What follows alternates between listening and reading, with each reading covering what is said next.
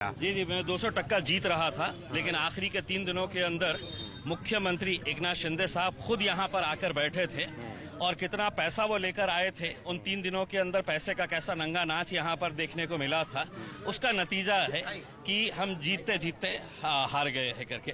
लेकिन हारने के बावजूद भी मैं ये कहूँगा कि मेरे जो मुखालिफिन थे, जो विरोधी थे, एक तरफ 3 पार्टी का ताकत थी, दूसरी तरफ 3 पार्टियों की ताकत थी, शिवसेना, भारतीय जनता पार्टी, अजीत पवार, दूसरी तरफ शरद पवार साहब, कांग्रेस और उद्धव ठाकरे। उसके बावजूद भी मैं तकरीबन 3.5 लाख वोट अकेले लड़कर लिया हूं। तो इस हार में भी हमारी जीत है, क्योंकि हमने अकेले लड़के 3.5 लाख के करीब हमने वोट हासिल किए। आपकी हार के पीछे 2 मुख्य कारण जो आपने गिनाए वो तो है ही है, उसके अलावा वंचित बहुजन अघाड़ी और दूसरा जो महाविकास अघाड़ी के प्रत्याशी थे, वो 2 प्रमुख किरदार बताए जाते हैं। अब मैं जानना चाहता हूँ दोनों से बारी बारी में क्या दिक्कतें हैं, आपकी बातचीत क्यों नहीं बन पाती? महाविकास अघाड़ी आपको कहती है बी टीम, अब जिनसे नहीं बन पाती है, अब उनका ही कहना है। अब इस बार अगर किसी ने हमको बोला कि हम बी टीम है करके, तो हमारा जूता रहेगा और उनका सर रहेगा, क्योंकि 288 सीटें हम महाराष्ट्र के अंदर है। मजलिस इस बार कितने लड़ा रही है, तो महज 16 सीटें लड़ा रही है। 16 के अंदर 4 जो है वो हमारे दलित भाई और हमारी 2 दलित बहनें हैं। तो अगर इतनी कम सीटें अगर लड़ा रहे हैं और उसके बावजूद भी अगर आप पूरी अपनी हार का ठिकरा हमारे ऊपर फोड़ना चाह रहे हैं, तो हम तो ये कह रहे हैं कि हम छोड़ देते हैं ना आपको। 288 में से आप 16 छोड़ दीजिएगा, 250 खुद जीत के बता दीजिएगा आप जीत सकते हैं क्या करके। दरअसल ये लोग मौका ढूंढते हैं कि किसको हम बलि का बकरा बनाए हैं करके, हमारी हार का ठिकड़ा किसके ऊपर फोड़े करके, तो उन्हें हम नजर आते हैं उसमें बड़ी आसानी के साथ उसमें। लेकिन देखिए, लोग बहुत आवाम बहुत होशियार हो गई है। तुम बार बार वही झूठ अगर बोलते फिरेंगे तो किसी को अब यकीन नहीं होता है। 16 एमआईएम प्रत्याशियों की आपने बात की कि मात्र 16 पूरे प्रदेश में हमने उतारे, इसको लेकर बड़ी चर्चा हो रही है कि आखिर इसका कारण क्या है। एक कारण तो जो आपने बताया कि वी टीम कहते हैं चलिए हमने मौका दिया आपको। दूसरा ये भी कहा जा रहा है कि मुस्लिम धर्म गुरुओं की तरफ से आपके ऊपर दबाव आया था, एमआईएम के ऊपर दबाव आया था कि आप वोट काटेंगे, इससे अच्छा है कि आप साथ दें। देखिए, आज तक हमारे पास इस तरीके से मुस्लिम धर्मगुरुओं का हम बहुत आदर करते हैं, लेकिन हम सियासी पार्टी के तौर के ऊपर ये फैसले लेने का इख्तियार जो है ये बैरिस्टर असदुद्दीन अवैसी साहब का था, और पूरा बोर्ड बैठ के ये डिसाइड किया था कि हम हमारी जो मजबूत सीटें हैं, जहां पर हमारे बहुत अच्छे कैंडिडेट्स है, स्ट्रॉन्ग कैंडिडेट्स है, वहां पर हम उतरेंगे, लड़ेंगे, पूरा फोकस उसके ऊपर करेंगे।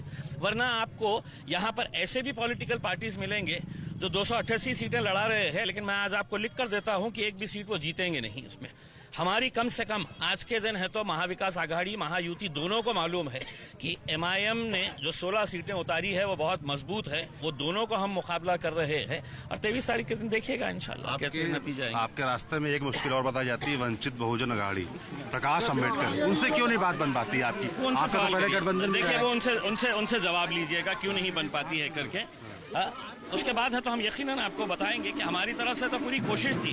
2019 के इलेक्शन के अंदर वंचित बहुजन आघाड़ी की वजह से हमारी जीत मुमकिन हुई थी।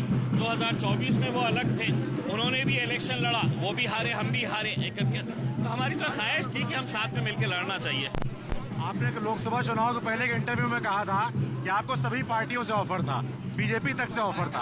अब लोकसभा चुनाव हो गए, विधानसभा चुनाव चल रहे हैं, इससे पहले क्या किसी पार्टी की तरफ से कोई ऑफर आपके पास आया क्या कि विधानसभा चुनाव हमारे साथ लड़ो? नहीं, ऐसा कोई नहीं है। हमने महाविकास आघाड़ी को कहा था कि हम आना चाहते हैं ताकि हम एक मजबूत ताकत बनकर खड़े रह सके और हम ये इलेक्शन लड़े करके, लेकिन क्या ऐसा ऑफर नहीं आया था।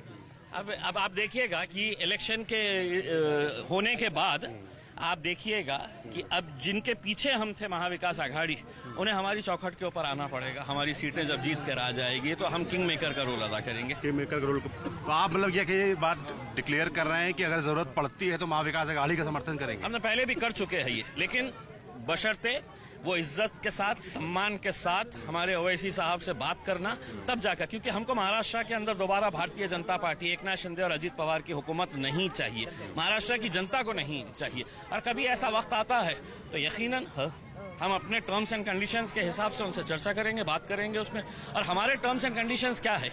हमारे टर्म्स एंड कंडीशंस यही है, जो हमारी बस्तियां हैं, जो हमारे इलाके हैं, जिसमें तुम सिर्फ 5 साल के बाद एक मरतबा आते हैं, फिर आते हैं यहाँ पर आकर घूमते हैं, वादे करते हैं, खस्में देते हैं और निकल जाते हैं। फिर 5 साल इस कौम को, हमारे इलाकों को, हमारी बस्तियों को आप भूल जाते हैं। हमारे पर नाइंसाफी होती है तो आप मुंह फेर लेते हैं, हमारे ऊपर जुल्म और ज्यादती होती है तो आप उसके ऊपर आवाज नहीं उठाते हैं। तो हमारे कंडीशंस यही रहेंगे, हमसे उनसे कोई ताजमहल नहीं मांगने वाले। अखिलेश यादव को जानते हैं आप? जी जी, अखिलेश किसी एक राज्य के मेरे ख्याल में मुख्यमंत्री थे और कभी दोबारा होंगे नहीं होंगे पता नहीं। समाजवादी पार्टी के नेता हैं, राष्ट्रीय अध्यक्ष हैं, औरंगाबाद भी आए थे। उन तमाम जानकार राजनीतिक जो है, सुनिए एक बात, राजनीतिक जानकार हैं, वो कहते हैं कि एमआईएम जैसे उनका उत्तर प्रदेश में नुकसान करती है वैसे ही बदला लेने वो यहाँ पर आ रहे हैं। जहाँ एमआईएम लड़ती है वहाँ अपने प्रत्याशी उतारे। मैं तो अखिलेश यादव को दावत देना चाहूंगा कि आप अपना इलेक्शन छोड़ के औरंगाबाद की गली गली में घूम ले, सड़क पे जितना आप ताकत लगा सकते हैं लगा ले करके। इस इलेक्शन के अंदर अगर मुसलमानों की सियासत और मुसलमानों की जो क़यादत थी उसको ख़त्म करने का सबसे बड़ा ठेका अगर किसी ने लिया है वो समाजवादी पार्टी ने लिया है, जहां पर उन्होंने मुसलमानों के खिलाफ मुसलमानों को लड़ाकर मुसलमानों की क़यादत कैसे ख़त्म की जा सकती है इसका पूरा उन्होंने किया है। और मैं पूरी जिम्मेदारी के साथ कह रहा हूं, अखिलेश यादव ने सिर्फ अपनी ज़ाती मफाद के लिए, कहीं मेरा मॉल न छिल जाए, कहीं मेरी प्रॉपर्टी के ऊपर ईडी का नोटिस ना आ जाए करके, इस खौफ की वजह से भारतीय जनता पार्टी जो खुद नहीं कर पा रही थी, उन्होंने अखिलेश यादव का कांधा इस्तेमाल करते हुए, अबू आसिम का कांधा इस्तेमाल करते हुए उन्होंने, वरना हमने तो इतनी बड़ी दरियादिली दिखाई थी, हमने अबू आसिम के खिलाफ कैंडिडेट नहीं उतारा था, हमने रईस के खिलाफ कैंडिडेट नहीं उतारा था। लेकिन जब उन्होंने हमको वादा करने के बाद 2:30 बजे जब एबी फॉर्म सबमिट करने का वक्त था तो 2:30 बजे 3 बजे का वक्त खत्म होने वाला था, आधा घंटा पहले उनका कैंडिडेट छुप के आकर यहाँ पर एबी फॉर्म दे देता है करके, तब हमने मोटरसाइकिल के ऊपर भगाया और हमने कहा कि अबू आसिम को अगर ये भाषा समझ में आती है तो हम उस भाषा में लड़ने के लिए तैयार है करके हमने भी हमारा एबी फॉर्म 2:30 बजे नहीं 3:05 जब थे उस वक्त हमने सबमिट कराया। लोग जानना चाहते हैं 2014 में आप जीते थे औरंगाबाद सेंट्रल से, औरंगाबाद सेंट्रल छोड़ के औरंगाबाद ईस्ट से क्यों लड़ रहे हैं इस बार आप? देखिए, मैं तो ये था कि असदुद्दीन अवैसी साहब मुझे कहते हैं कि झारखंड में जाके लड़ो। मैं अपने कायद बैरिस्टर असदुद्दीन अवैसी साहब का एक अदना सा छोटा सा सिपाही हूँ। उन्होंने मुझसे कहा होता कि आप जाकर वहाँ पे लड़ो, यहाँ पे लड़ो, जहाँ लड़ना है वहाँ पे लड़ो करके, तो मैं उसके ऊपर लब्बैक कहता, मैं उसके ऊपर कहता कि बिल्कुल आपका हुक्म सर आंखों के ऊपर।